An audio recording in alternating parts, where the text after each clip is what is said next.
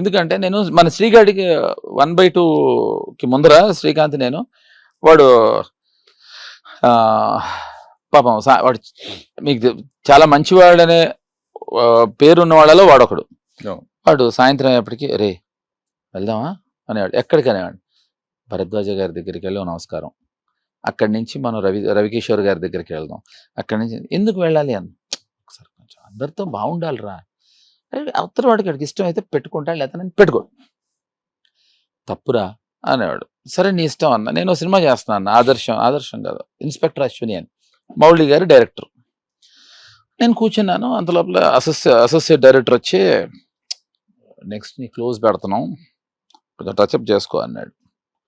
అని క్లోజ్ నీ కోసం పెడుతున్నాం అన్నాడు. అసిస్టెంట్ కెమెరామెన్ వచ్చి ఏమా ఓకే ఓకే క్లోజ్ పెడుతున్నాం, కొంచెం టచ్అప్ చేసుకో అన్నాడు. కో డైరెక్టర్ వచ్చాడు తర్వాత, నీకు ఫేవర్ చేస్తున్నావు అన్నాడు. నాకు ఒళ్ళు మండి వద్దు నాకు ఈ క్లోజ్ అన్నా. అదేంటన్నా నాకు వద్దన్నా, నాకు వద్దు, తీయద్దు.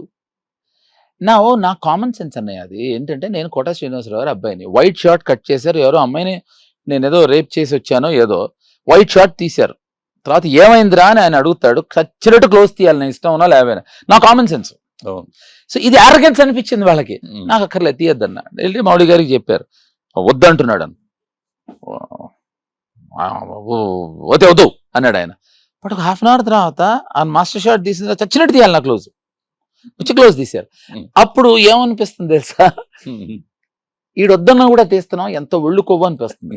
ఇప్పుడు నేను మాట్లాడేది లాజిక్. ఇప్పుడు నాకు నువ్వు ఫేవర్ చేస్తున్నట్టు చెప్పదు, ఎప్పుడు ఫేవర్ చేస్తున్నట్టు చెప్పాలి తెలుసు.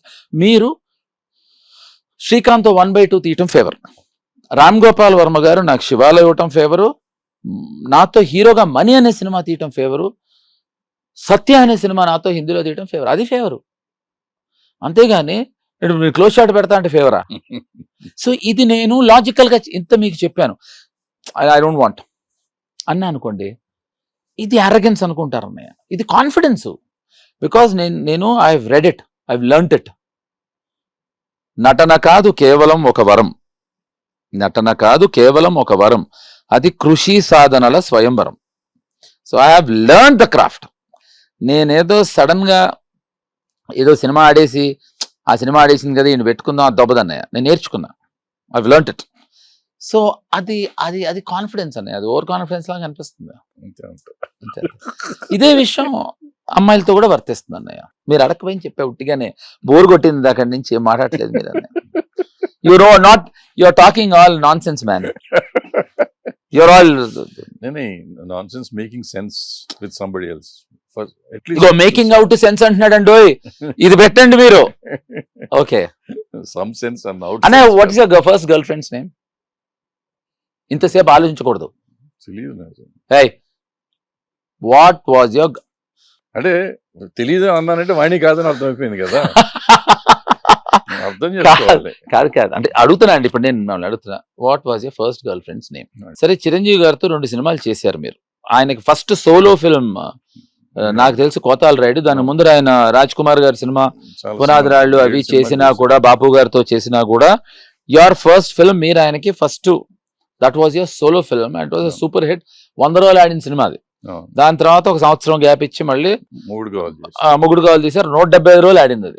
దాని తర్వాత మళ్ళీ ఎందుకు చేయలేదు మీరు సినిమా? ఎందుకు చేయలేదు అంతే మాకు తెలియాలండి. ఈ ఇంటర్వ్యూలో మేము తెలుసుకుందాం అనుకుంటున్నాం.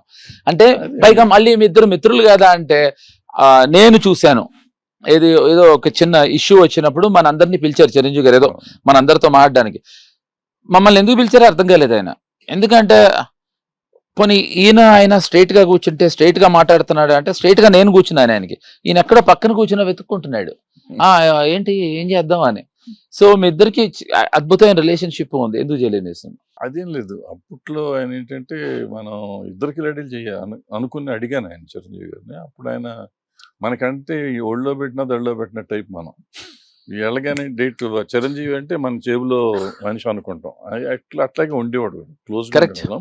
And after Khaidi something else కదా. కరెక్ట్. బట్ ఇది 1979, 81 కదా, 82 ఖైదీ. 82 కదా వచ్చింది మనకు, 83లో కదా నేను తీసింది. అవును. సో మధ్యలో గ్యాప్ అయినాక ఖైదీ అయిపోయినాక అతను ఒక స్టైజ్ హీరో అయ్యాడు. మనం మొగుడు కావాలి దీనికి ఒకసారి రిలవెంట్గా చెప్పాలి.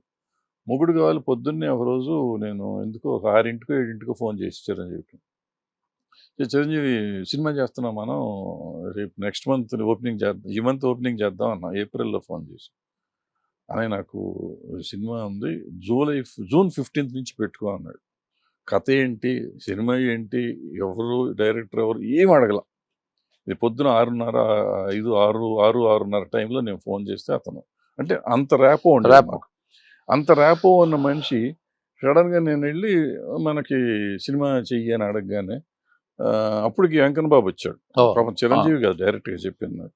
వెంకన్న బాబు వచ్చి, అది ఎక్కడ కుదురుతుంది, ఇప్పుడప్పుడే మనకి డేట్లు లేవు ఏదో ఉంది అంటే, మన తిక్క కదా. వెంటనే సుమన్ అప్పుడు ఆఫీస్లో ఉన్నాడు, సుమన్ భానుచంద్ర ఇద్దరు మన ఆఫీస్లో కూర్చున్నారు. మీ ఇద్దరు ఉండండి, మీ ఇద్దరు సినిమా తీస్తున్నాను, ఇద్దరికి రెడీలు మొదలెట్టేసి. అంటే ఇప్పుడు మీరు ఇంత ఎక్స్పీరియన్స్ ఉన్నవారు, అప్పటికే మీరు ఒక you come from filmy background నుంచి వచ్చారు. సో అది న్యాయమే కదా, ఒక 6 నెలల తర్వాత అయినా మళ్ళీ ఇంకోసారి అడగచ్చు కదా అని ఎందుకు అనుకోలేదు?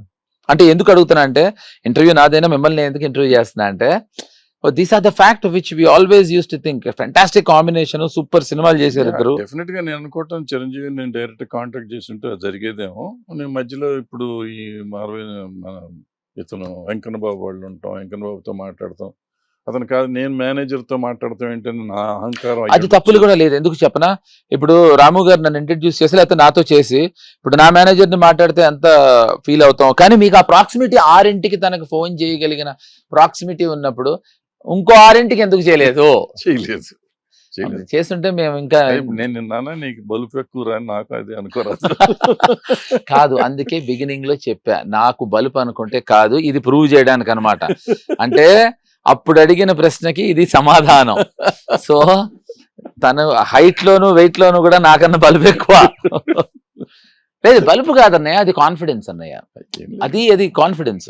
That is the confidence which I personally think, which ఆయన తప్పులేదు, మీ తప్పు లేదు. I completely agree. అందుకే నేను బ్లేమ్ కదా. కరెక్ట్ అదే. ఎప్పుడు ఏ ఇంటర్వ్యూలో ఎక్కడ నేను చెప్పను చిరంజీవి నాకు ఇవ్వలేదు నేను అనలేదు. It's just purely because of communication gap. మనకి ఇష్టం చేసుకుంటాం లేకపోతే లేదు. కరెక్ట్. No very true.